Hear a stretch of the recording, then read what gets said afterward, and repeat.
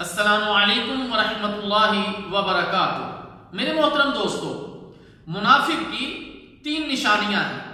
رسول اللہ صلی اللہ علیہ وسلم نے ارشاد فرمایا کہ منافق کی تین نشانیاں ہیں۔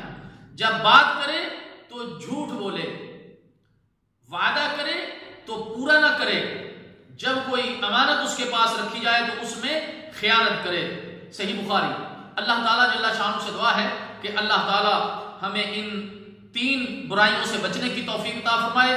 جب بھی بولیں سچ بولیں، جب بھی بولیں صحیح بولیں، اور اگر وعدہ کریں تو وعدے کو پورا کریں، اور اگر کوئی امانت رکھ دے تو اس کو صحیح منوعاً پہنچانے کی توفیق عطا فرمائے۔